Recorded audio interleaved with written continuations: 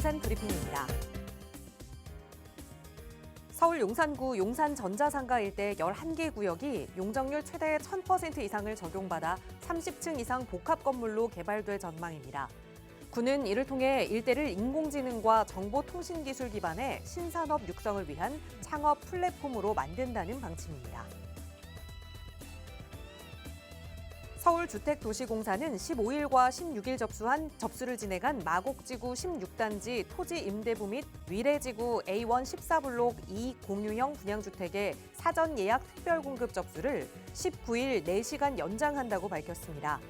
신용평가사 K12 전산장애 오류로 인해 일부 접수가 불가능했던 것으로 확인돼 특별공급 접수를 연장한 겁니다. 지난해 경기도에서 소형 아파트 월세 거래량이 10만 건을 넘어서며 역대 최대치를 기록했습니다. 고금리로 전세대출 이자 부담이 커진 데다 임차인이 전세 사기 등을 우려해 월세를 선호하는 현상이 이어지고 있다는 분석입니다.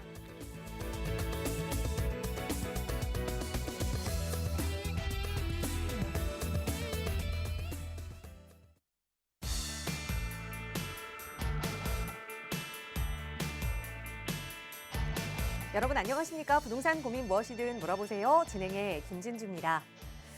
연말 정산 간소화 서비스가 지난 15일부터 시작이 됐습니다. 10명 중에 8명이 환급을 받는다는 이 13월의 월급이 현실이 되기 위해서는 또 바뀐 제도, 감면 혜택들을 꼼꼼하게 챙겨봐야 할 텐데요. 국세청에 따르면 올해부터는 신용카드로 이용한 대중교통 그리고 문화비, 전통시장 사용 금액에 대한 공제 혜택이 늘어난다고 합니다. 또 이 부동산 측면에서는 월세 공제대상 주택의 기준 시가가 3억 원에서 4억 원으로 1억 원 더 늘어나기 때문에 혜택을 받는 분들이 조금 더 많아질 것이라고 예상하고 있는데요. 이런 바뀐 혜택들 꼼꼼하게 잘 챙기셔서 13월에 세금이 되지 않고 13월에 월급이 되실 수 있도록 잘 챙겨보시기 바랍니다. 자, 오늘도 부자 되는 여러분의 부동산 고민은 저희와 함께 이야기 나누세요. 무료 상담 전화 활짝 열어두고 있습니다. 서울 지역번호 02-2638-3971번 그리고 유료 100원의 상담 문자 샵 3989번 함께 할 테니까요. 조금 더 부자 되고 싶은 여러분의 마음 저희와 함께 이야기 나눠보시기 바랍니다. 자, 그럼 오늘도 여러분의 고민 속으로 지금 바로 출발합니다.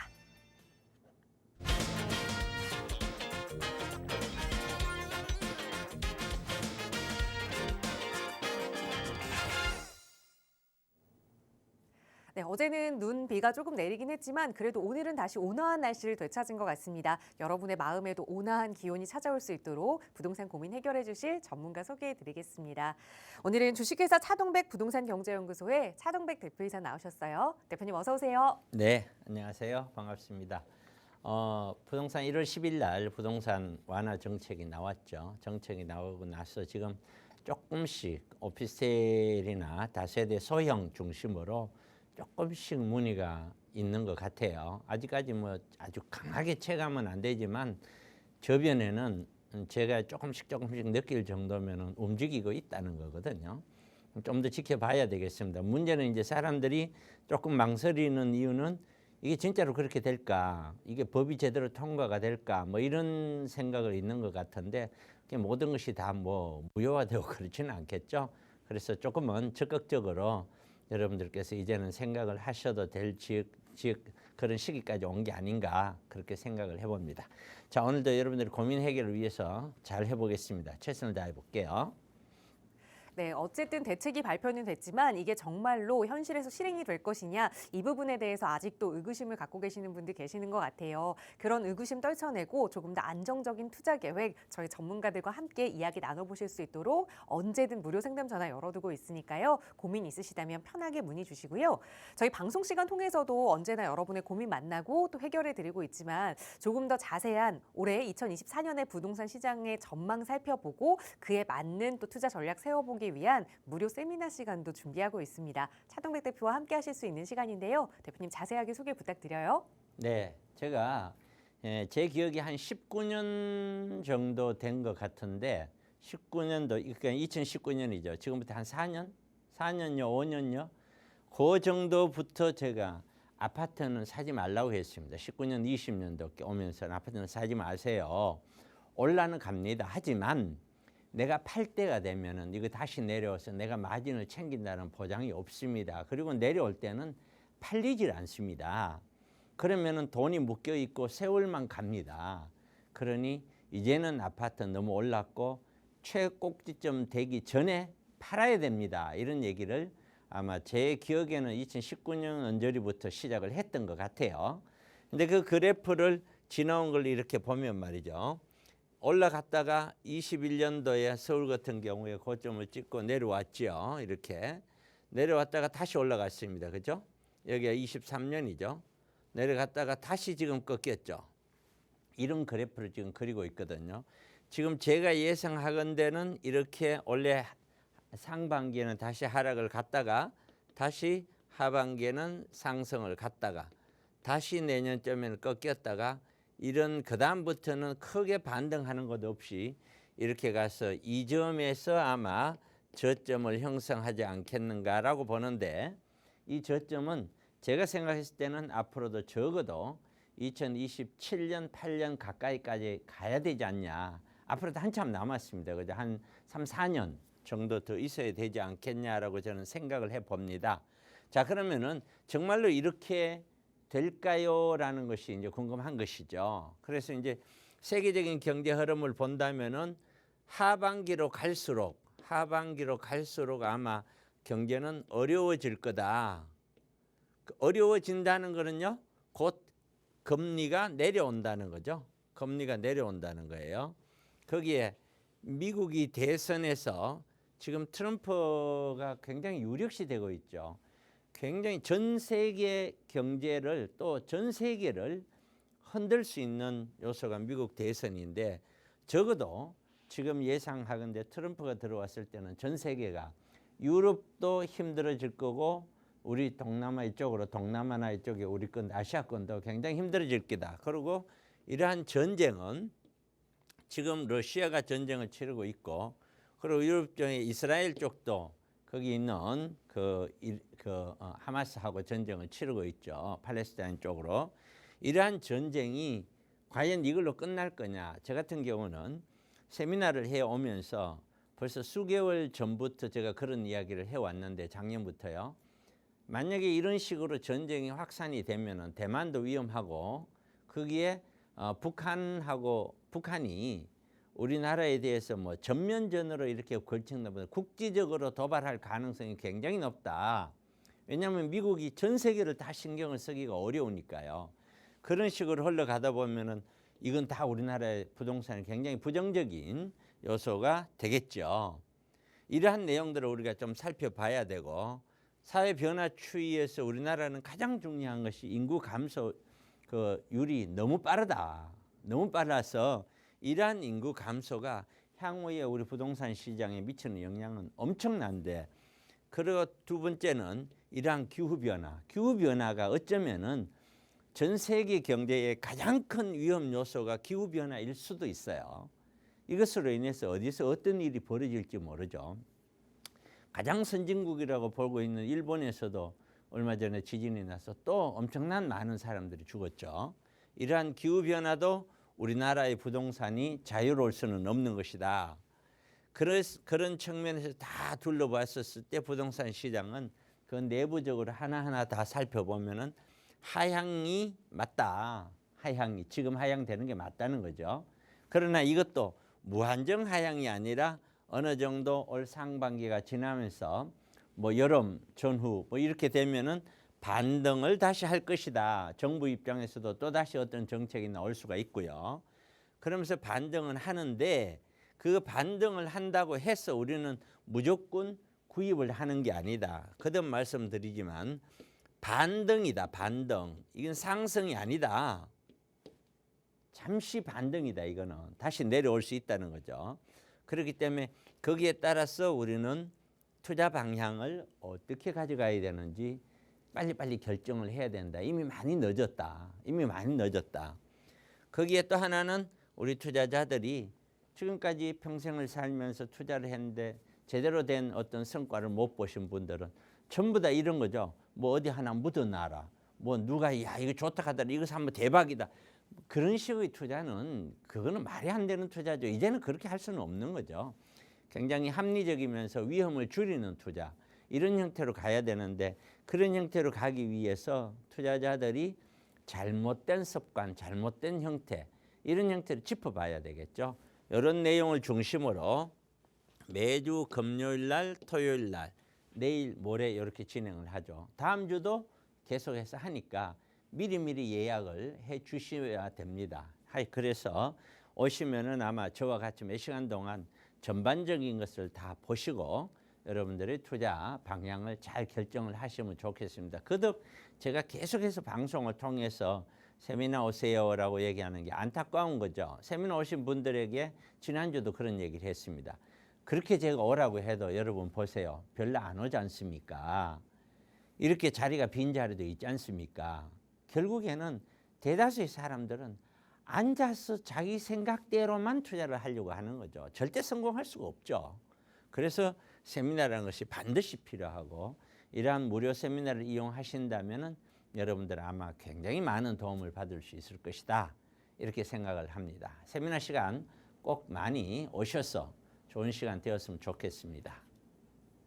네, 차동백 대표와 함께 하실 수 있는 무료 세미나 매주 진행되고 있습니다. 평일이 편하신 분들은 금요일, 또 주말만 시간이 되신다 하시는 분들 위해서 토요일도 이렇게 두 차례 진행하고 있으니까요. 2024년 부동산 시장의 동향들 좀 살펴보고 그에 맞는 투자 전략, 여러분의 상황에 맞는 투자 전략 세워보고 싶으시다면 이런 무료 세미나 기회 적극적으로 활용해 보시기 바랍니다. 나가고 있는 번호 02-2638-3971번으로 문의 주시면 무료 세미나 참여 방법도 자세하게 안내 도움 드리겠습니다. 자, 이제 방송 시간 통해서도 또 여러분의 고민 만나보고 해결해 드려야 할 텐데요. 오늘 첫 번째 시청자분 전화 연결해서 말씀 나눠볼게요. 여보세요. 여보세요. 네, 안녕하세요. 반갑습니다. 예, 반갑습니다. 네, 시청자님 오늘 어떤 고민 이야기 좀 나눠볼까요?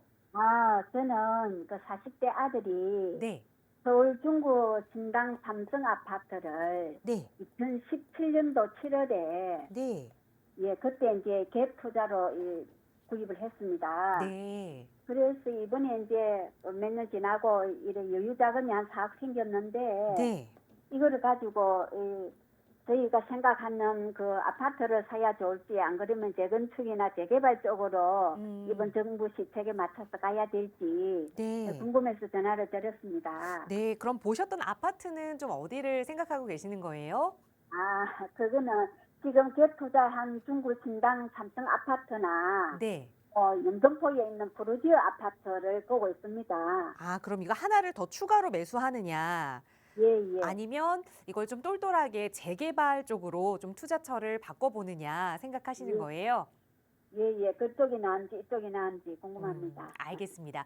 그러니까 40대 자녀분 대신 오늘 연락을 주신 것 같은데 우선은 지금 보유하고 계시는 게 중구 신당 삼성 아파트를 2017년부터 갭 투자로 투자 목적으로 가지고 계시고 또 거기에 여유자금 4억이 생겨서 이거를 중구 신당 삼성 아파트 하나 더 매수를 하느냐 아니면 말씀 주신 영등포 쪽으로 아파트를 하나 더 매수하느냐 아니면 재개발 쪽으로 투자처를 바꿔보느냐 한번 하나하나 좀 따져보겠습니다. 대표님과 인사 나눠보세요.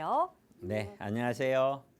대표님 감사합니다. 안녕하세요. 안녕하세요. 시청자님, 네. 이 아파트는요. 마이크를 조금만 가까이 해주세요. 네. 아파트 가격은 말이에요. 예. 다른 아파트가 혹시 서울 안에 있는 아파트인데 네. 다른 아파트는 다 올라가는데 내 것만 안 올라가더라. 또는 네. 다른 아파트 다 내려가는데 내 거는 절대로 안 떨어지더라. 혹시 그런 걸 본 적 있나요? 꼭 없죠. 그렇진 않지만 예. 그렇죠. 없습니다. 본 적이 없죠. 예. 자, 그거는 전문가가 아니더라도 알 수 있는 거예요. 그렇죠? 네. 그럼 우리가 여보세요? 네. 네. 가장 중요한 첫 번째가 뭐냐면은 지금 아파트 가격 흐름은 예. 오르막이냐 내리막이냐. 그게 가장 중요하죠. 네. 왜냐면은 오르막이다. 그러면 어떤 걸 사더라도 올라가는 거예요. 맞죠? 예. 내리막이다. 그러면 어떤 걸 사도 내려오겠죠. 예. 다만 많이 내려오나 적게 내려오냐. 올라갈 때는 많이 올라가냐 적게 올라가느냐. 먼저 올라가느냐 늦게 올라가느냐 그런 차이만 있을 뿐이에요. 맞죠? 예. 그러면은 가장 중요한 것은 첫 번째가 아파트 가격이 올라가는 흐름이냐 내려가는 흐름이냐라고 물었었을 때 저는 계속 말씀을 드리지만 지금은 내려가는 흐름이에요. 예. 내려가는 흐름에 지금 혹시 아파트에 살고 계세요? 예. 어디 아파트 살고 계시죠? 아, 저는 이 부산에 이 지방에 살고 있습니다. 아, 부산에 사시군요. 예. 자, 그러면은 서울 같은 경우에 아드님이 17년도에 구입을 했다고 했잖아요. 예. 혹시 지금 방송 보고 계시나요? 네. 자, 보시면은 여기가 서울은 21년도거든요. 그럼 17년도는 이 정도쯤 돼요. 예. 여기가. 근데 지금 가격은 제가 조금만 다시 그림을 좀 그려볼게요. 그래프를 제가 하나 그려볼게요. 이렇게 올랐다가 이런 수준인데 여기가 17년이란 말이에요. 예. 그러면 17년 가격보다 지금은 다 높죠. 예. 그러니까 아드님이 17년도에 샀으니까 재미를 봤겠죠. 네. 그죠? 많이 올랐을 거 아니에요. 예. 예. 그러니까 조금 떨어지니까 지금 하나 더 쌀까 이런 거거든요. 네. 그러니까 그거는 잘못된 생각이에요. 예. 여기에서 제 생각대로 간다면 이건 조금 떨어지는 게 아니라 다시 점점 많이 떨어질 거예요. 네. 많이 떨어지는 수준이 어느 정도냐면은 17년도 가격으로 가지는 않아요. 네.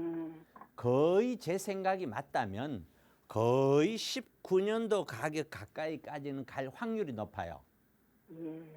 그러면은 예를 들어서 영등포 프로지오나 지금 삼성의 몇 평을 보셨죠? 25평이요. 예, 25평대 같으면은 이게 최고 올라갔었을 때 10억에서 12억 가까이 올라갔단 말이에요. 11억 이렇게 예.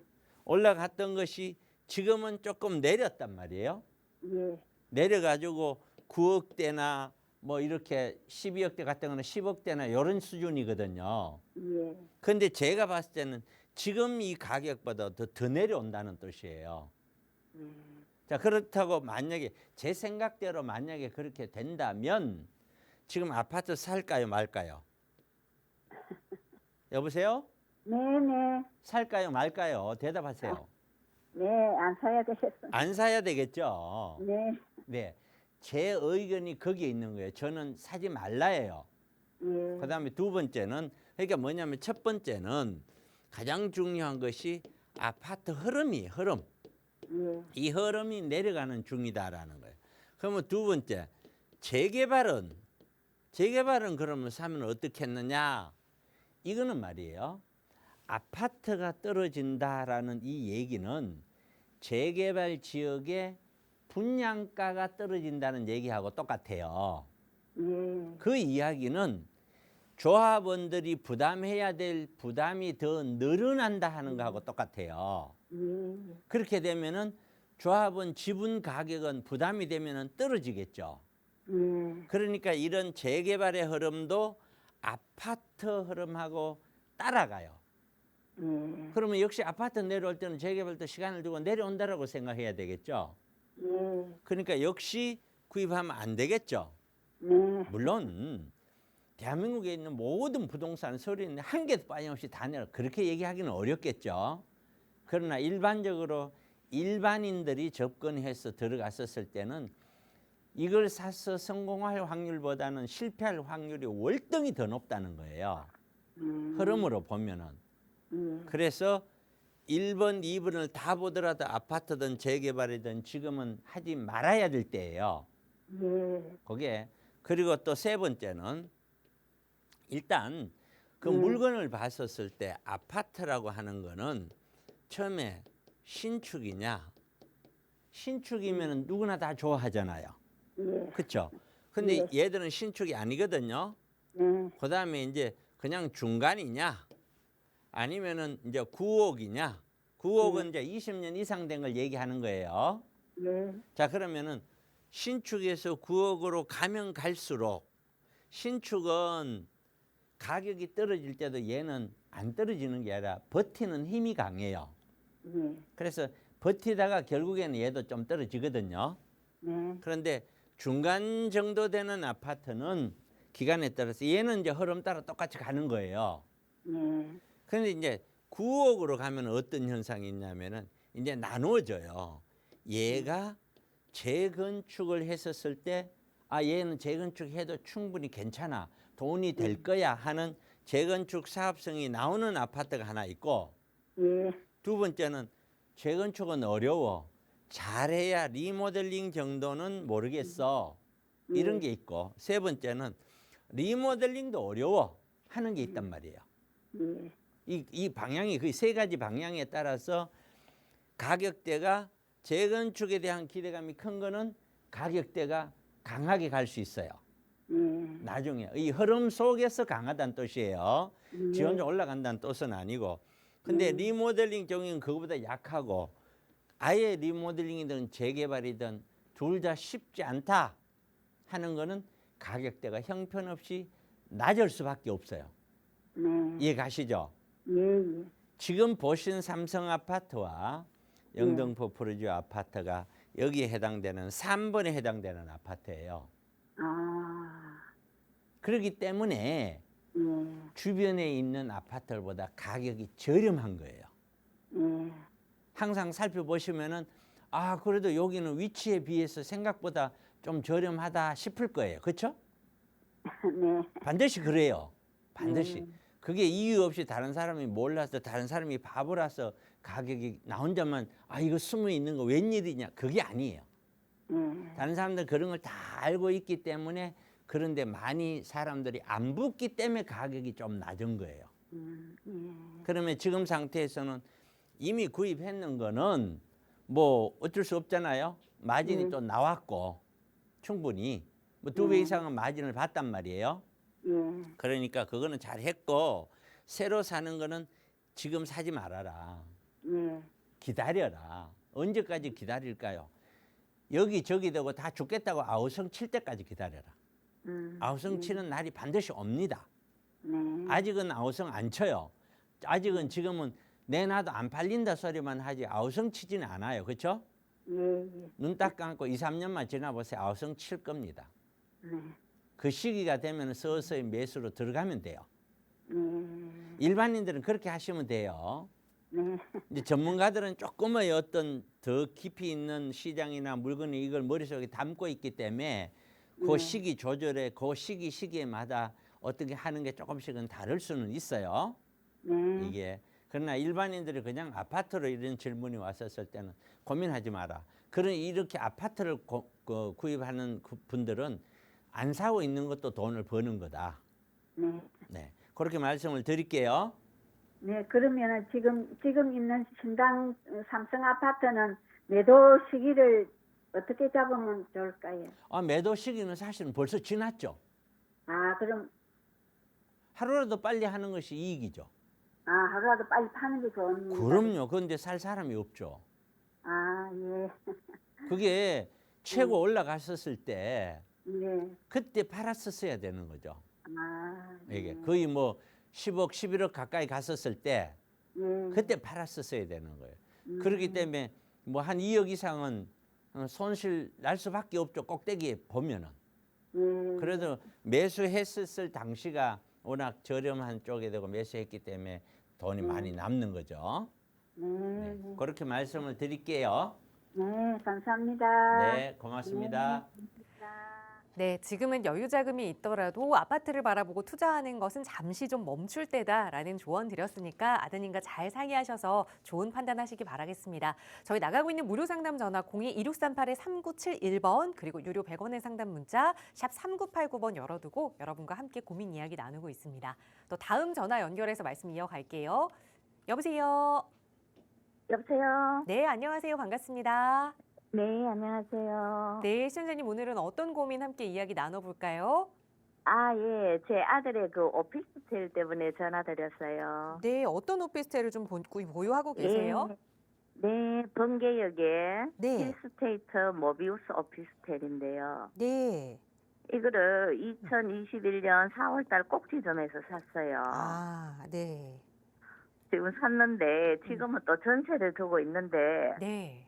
아들이 이제 이거를 팔고 서울로 오고 싶어 하는데 지금 매조를 생각하고 있는데 네. 손해 보고라도 그렇게 하는 게 맞는가요? 네, 좀 안타까운 사연이긴 한데 어쨌든 오늘도 자녀분 대신 연락 주신 어머님들이 많이 계시네요. 아드님께서 너무 꼭지에서 산 이 오피스텔이 가격이 내려갔지만 좀 그래도 손절하고 서울로 갈아타는 게 어떨지 말씀 주신 안양 범계역에 위치한 힐스테이트 모비우스 오피스텔 향후 전망 한번 살펴보겠습니다. 대표님과 인사 나눠보세요. 네. 네, 안녕하세요. 네, 안녕하세요, 사장님. 네, 결론은요.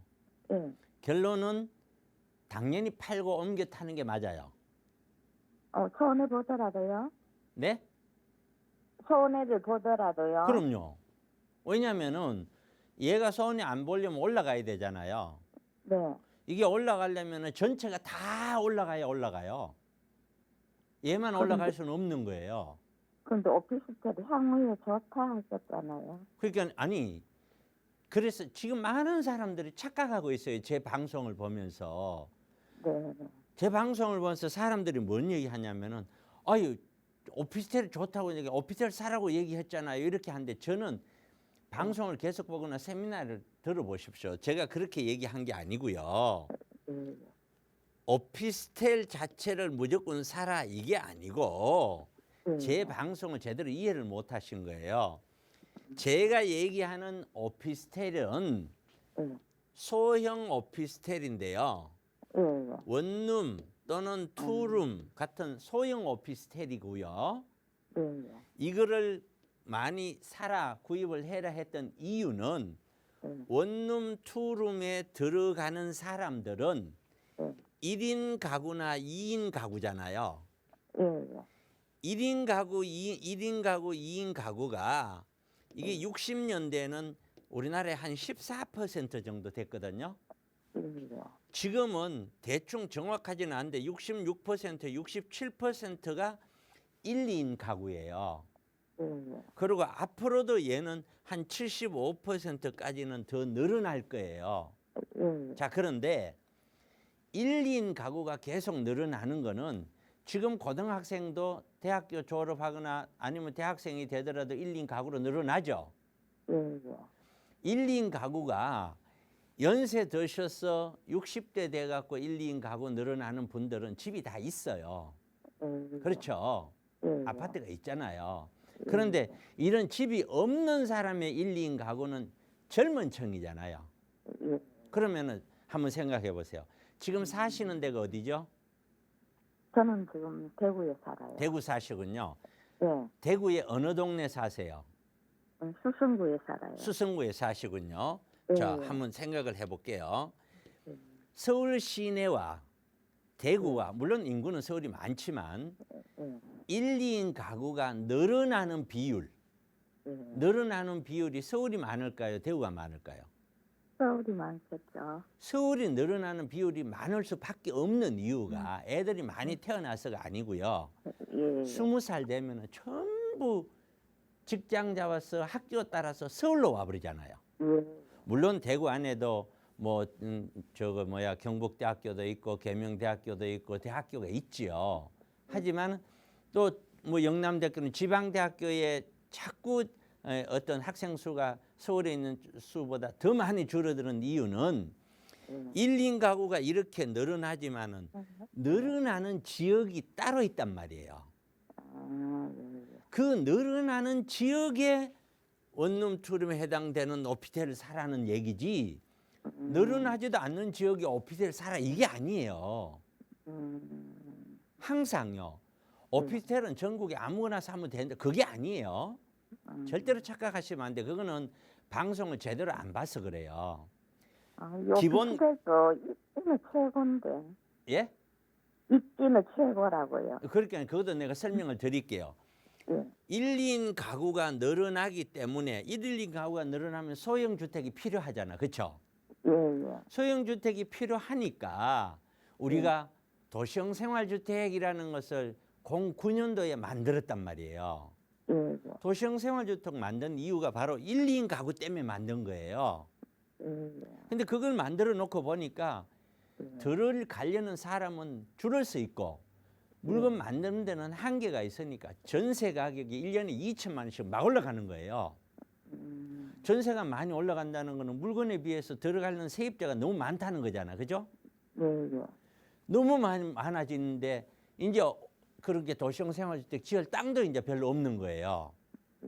그러다 보니 역세권이 아니라 비역세권까지 막 짓는 거예요. 그러다 보니 모자라다 보니 박근혜 정부 있죠. 예, 예. 박근혜 정부에 와서는 뭐라고 그러는 게 아니라 이 오피스텔은 원래 주택이 아니기 때문에 주택으로 쓰면 불법이에요. 예. 그런데 그 불법인 오피스텔을 지금부터 너는 오피스텔 너는 주택으로 써도 좋아 하고 풀어줘요. 그게 왜 풀어주냐면은 바로 도시형 생활주택만 가지고는 늘어나는 수요를 감당이 안 되는 거예요. 이해 가시죠? 예, 예.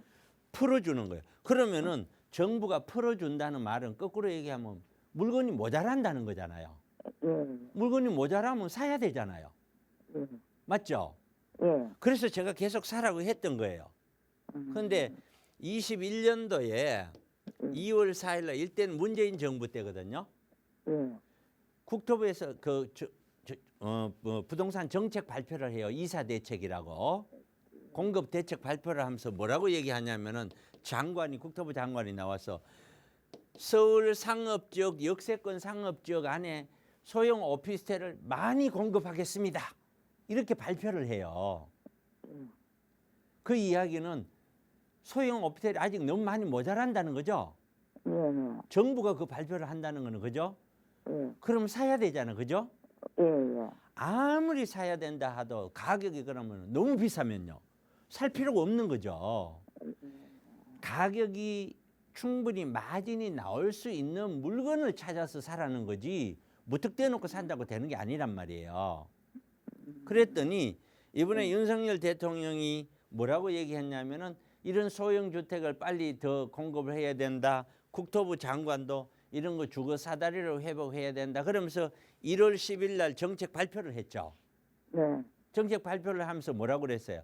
지방 미분양 아파트도 그렇지만은 소형 주택들 구입하면은 주택 숫자에서 빼주겠다 그랬죠. 예, 예. 그걸 왜 그랬어요? 구입을 해줘야 공급을 할 거 아니에요. 그러니까 구입을 해서 공급을 많이 시키려고 그런 정책을 쓰는 거예요. 그러니까 그 이야기는 모자란다는 거죠. 네. 그래서 계속해서 내가 사라는 거예요. 그런데 지금 우리 시청자분은 범계역에 가갖고 샀어. 예. 그렇죠? 예. 이게 아, 원룸이에요, 샀어요. 투룸이에요? 그게 1.5룸.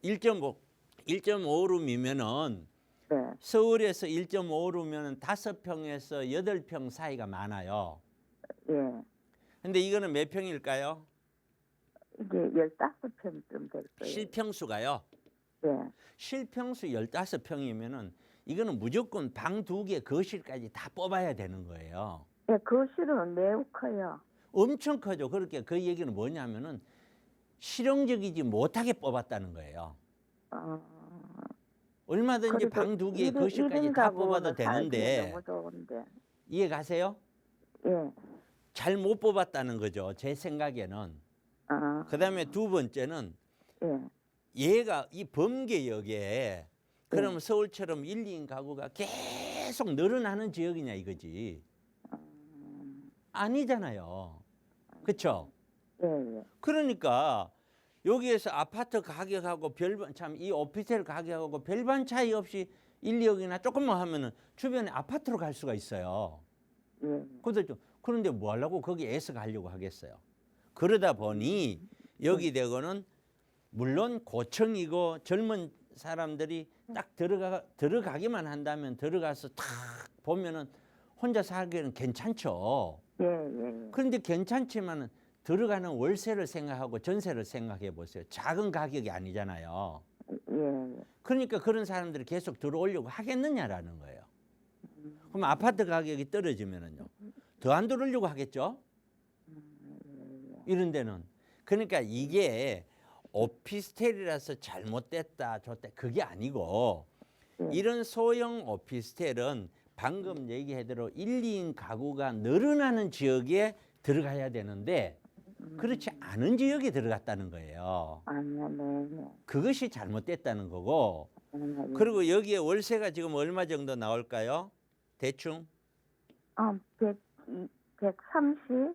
자, 그러면은 5천에. 뭐 4억이다 칩시다. 예. 4억에 130 이렇게 나오면은 수익률을 대충 계산해 보면은요. 예. 서울하고 차이가 없어요. 예. 그러면 뭐 하려고 서울에서 월세 받지 수요가 훨씬 많은데 그러면 그 가격대나 이런 것들이 제가 봤을 때는 이것만 볼 게 아니라 서울 전체와 경기도 전체를 내다보면은 이거는 너무 비싼 거예요. 아, 예. 제 기준으로 이제 제 기준이에요. 예. 제 기준으로 제가 2주 됐나? 1주 됐나? 일주일 전에 경기도에 가갖고 1억 5천짜리 오피스텔을 하나 사줬어요. 이게 월세가 얼마 나오냐면은 500에 80만 원이 나와요. 그럼 이거하고 한번 비교를 한번 해보세요. 3억이면은 이거는 두 개 사면 160만 원 나온다는 거잖아요. 네. 근데 이거는 4억이 돼도 130이잖아요. 예, 결국에 얘는 훨씬 더 좋죠. 이런 오피스텔은 결국에는 월세가 받쳐주지 않으면은 예. 가격대가 치고 올라가기가 쉽지 않아요. 예. 그렇기 때문에 얘들은 애초부터 분양을 받을 때 잘못 생각한 거예요. 예. 애초부터. 그렇기 때문에 이거는 정리를 하셔야 되는 거예요. 예. 이해되시죠? 예. 그 안에서도 서울하고 대구하고도 비교되지만 대구 안에서도 동성로라든가 뭐 이런 중심이 있잖아요. 예. 그쪽에 있는 오피스텔과 예. 수성구에 있는 오피스텔을 비교하면 또 다르단 말이에요. 예. 지역마다의 그런 오피스텔의 수요가 소형이다 똑같은 소형이라 하더라도 수성구는 주택단지잖아요. 예. 그리고 학생들 다니는 학군이고 예. 그런데 동성로 이쪽에는 그야말로 일자리잖아요. 예. 그러니까 그쪽이 훨씬 더 핫하겠죠. 그러니까 그 지역 내에서도 구분이 되고 이 지역과 저 지역 타 지역하고도 구분이 되니 이러한 형태의 투자는 서울 안으로 들어와야 되는 거예요. 아니면 경기도를 갔었을 때는 수익률 자체가 서울보다 월등히 높거나 두 개 중에 하나는 돼야 되는데 이거는 둘 다 안 되잖아. 그렇죠? 예. 그래서 제가 매도하라는 거예요. 이해됐죠? 예. 네, 고맙습니다. 감사합니다. 네. 네, 오피스텔도 그 투자 지역을 잘 선별할 필요가 있다라고 매도 의견 드렸으니까 역시 자녀분께 잘 전달해 주시고 현명한 투자 판단하시기 바라겠습니다. 저희 다음 전화도 빠르게 연결해서 말씀 이어갈게요. 여보세요. 네. 네, 안녕하세요. 반갑습니다. 네, 안녕하세요. 네, 시청자님 오늘 어떤 부동산 이야기 좀 나눠볼까요? 아니, 저는 아들 집을 알아보려고 하는데요. 네. 지금 저기 인천 그 대물포 그 이편한 세상이라고 좀 미분양돼가지고 막 나와 있더라고요. 네. 근데 이제 거기를 하려고 하는데 좀 회사에서 멀어서. 아, 근데 이제 부평에가 좀 있거든요. 부평은 조금 출근하기가 가까운데 거기는 좀 멀더라고요. 네. 근데 이제 부평 쪽에서 알아봐서 하는 게 나을란가 아니면 그 재물포 입하는 세상을 그냥 하는 게 나을란가 이게 판단이 잘 안 서가지고. 네. 그러면 회사는 부평에서 가까운데 재물포의 아파트를 보시는 이유는 가격 때문일까요? 네, 가격이 좀 우리 형편에 맞게 나와서 한번 네. 알아보려고 들어가려고 하는데 조금 거리가 멀어서 이걸 알겠습니다. 앞으로라도 이게 그냥 해도 될 위치인가 이런 거 한번 좀 물어보려고. 네, 연락 잘 주셨어요. 우리 아드님의 실거주 목적으로 보고 계시는 집 재물포역 근처에 이편한 세상 미분양으로 나온 걸 지금 매수하느냐 아니면 그래도 좀 회사 다니기 편하게 부평역 근처에 좀 마련을 하느냐 어떤 게 좀 좋은 방향이 될지 한번 대표님과 하나하나 따져볼게요. 인사 나눠보세요. 네, 여보세요. 예, 아드님 안녕하세요. 직장이 어디죠? 가산 디지털역이요. 가산 디지털이면 서울이다, 그죠? 네. 서울인데 한번 여쭤볼게요. 예, 자, 아파트가 예, 누구나 다 돈이 있는 건 아니지만은 예, 자기 돈에 맞추어서 예, 이렇게 아파트를 투자했었을 때 예. 그게 진짜로 가격이 많이 올라가던가요?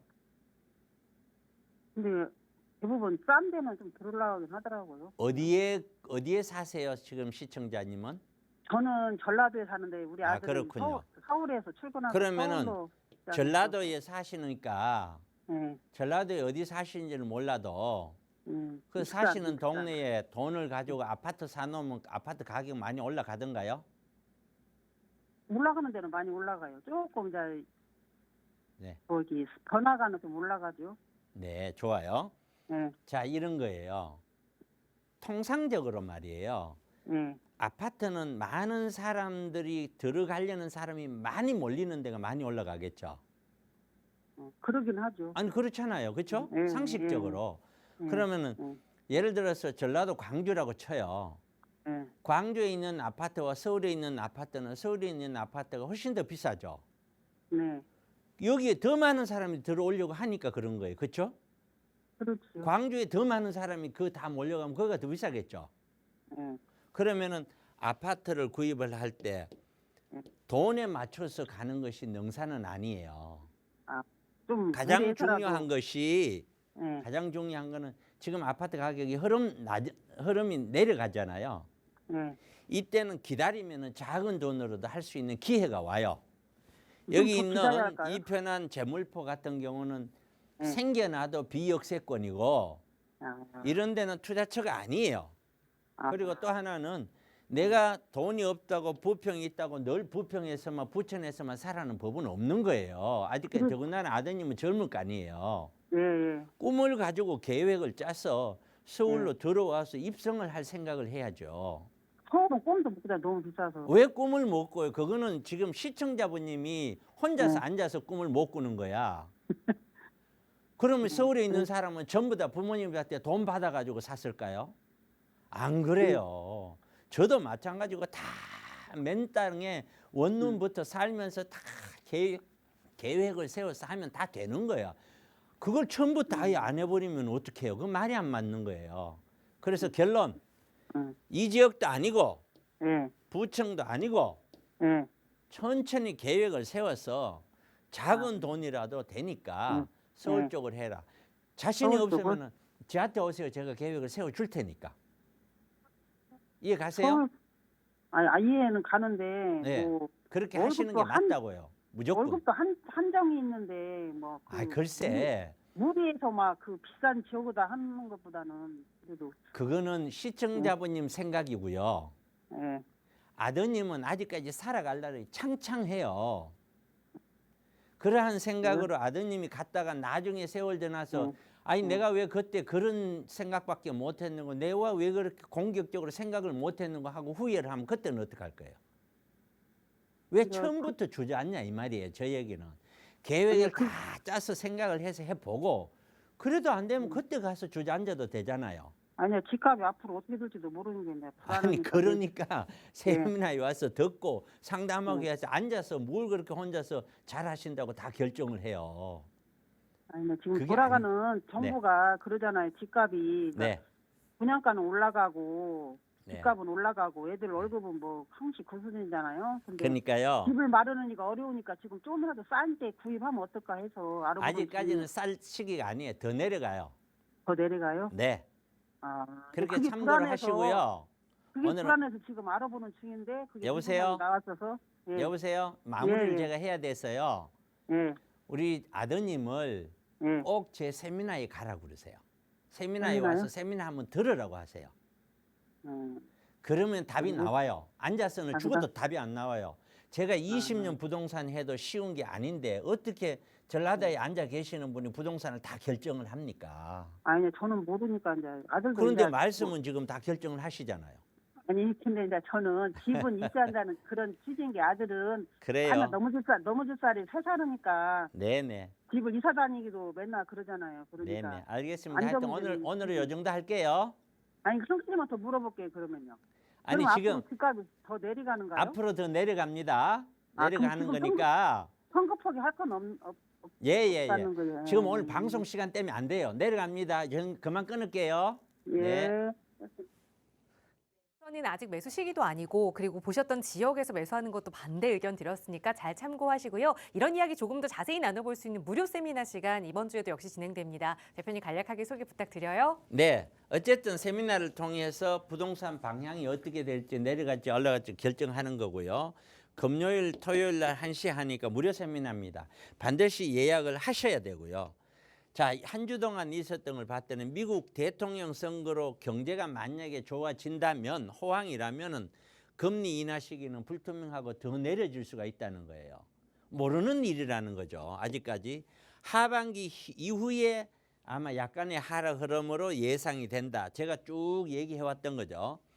그리고 작년에 독일은 마이너스 성장했는데 올해는 거의 제로 성장인 것 같다. 유럽 전체가 많이 어렵다는 거죠. 세계는 평화시대 끝났다. 영국에 있는 국방부 장관이 뭐라고 했냐. 5년 내에 북한이나 러시아, 중국 이런 어떤 중국에서 그 자체 내가 아니죠. 그 주변을 통해서 분쟁이 터질 가능성이 높다. 이렇게까지 얘기했어요. 그러니까 우리는 이런 생각도 머릿속에 담고 있어야 되겠죠. 그리고 1월 10일 날 부동산 대책이 아직은 크게 체감이 안 되는데 보이지 않는 밑그림에서는 조금씩 움직이는 것 같고 다만 소형 오피스텔 월세는 계속해서 강세예요. 서울 같은 경우에. 이런 형태로 투자를 하셔서 월세를 받든 뭐 하는 형태는 물건만 좋으면은 아무리 월세가 강세해도 가격이 높으면 그거 살 필요 없는 거예요. 아파트 가격 하락으로 전세 값은 강세, 강남 3구도 아파트 가격이 하락이다 이렇게 나오고 있죠. 그래서 향후 부동산 시장의 전망에 대해서 살펴보면은 늘 얘기했지만 차익형에서 수익형으로 가야 된다. 빨리. 많이 늦었다 지금. 빨리 가야 된다. 남들이 막 피하는 거 제가 오피스텔 그러면 싫어하잖아요. 다세대 싫어. 그런데 이번 정책 발표되는 거 보셨죠? 시청자 여러분. 제가 계속해서 그쪽으로 말씀을 드렸잖아요. 그럼 발표되지 않습니까? 모자라니까 어쩔 수 없는 거예요. 모자라는데 어떡할 거예요? 정부 입장에서도 풀어줘서 빨리 공급을 하게끔 만들어야 되겠죠. 그러나 그 중에서도 아주 저평가된 상품들을 골라서 사야 되는 거예요. 무턱대고 산다고 되는 게 아니에요. 그다음에 가면 갈수록 우리가 인구가 줄어들기 때문에 노후 투자는 훨씬 어려워질 겁니다. 그래서 이러한 노후 투자를 대비하기가 굉장히 어려워져. 아 이렇게 있다가 나중에 뭐 몇 년 지난 뒤에 아파트 팔아가 그때 가서 팔리지가 않아요. 내 생각대로 아파트가 탁탁 사는 거는 쉬워도요. 파는 거는 절대로 내 뜻대로 되지가 않아요. 그러면 그 타이밍 다 놓쳐버리는 거예요. 아파트 떨어졌는데 요거 회복해서 본전만 되면 해야지. 그러고 나서 본전 되려면 세월이 7년, 8년 그냥 가버리는 거예요. 그러면 나는 어디 가도 회복할 길이 없어요. 다른 사람도 다 올라갔으니까요. 그런 걸 꼭 감안하셔서 부동산 시장 원래는 적어도 지금 내려갔다가 다시 반등을 좀 하지 않느냐. 그래서 이런 방향으로 투자를 해야 된다. 이렇게 말씀을 드리도록 합니다. 네, 앞으로의 시장 동향도 간략하게 살펴드렸지만 이런 이야기 현장에서 들은다면 조금 더 마음속에 와 닿으실 겁니다. 그런 자리 바로 금요일과 토요일 마련되고 있거든요. 차동희 대표와 함께 하실 수 있는 시간입니다. 2024년 부동산 시장 이야기뿐만 아니라 앞으로의 투자 전략 이야기까지 자세하게 나눠볼 수 있는 시간이니까 방송만으로는 조금 부족하다, 전화 상담으로 부족하다 하시는 분들 많이 참여하셔서 좋은 정보 얻어가시기 바랍니다. 금요일, 토요일 두 차례 진행되는 무료 세미나 저희 방송 끝난 이후에도 상담 전화 계속해서 열어둘 테니까요. 언제든 문의 있으시다면 편하게 문의 주시기 바랍니다. 네, 오늘 저희가 준비한 시간은 여기까지입니다. 아울러 저희 프로그램은 여러분께 보다 다양한 정보 제공하기 위해 마련되고 있습니다. 해당 부동산의 가치나 매물 가격의 상승 하락은 보장하지 않는다는 점 유의해 주시기 바랍니다. 오늘 오후는 따뜻한 날씨 이어진다고 합니다. 기분 좋은 오후 보내시고요. 저희는 내일 이 시간에 또 알찬 부동산 정보로 여러분과 함께 할게요. 시청해 주신 여러분 고맙습니다.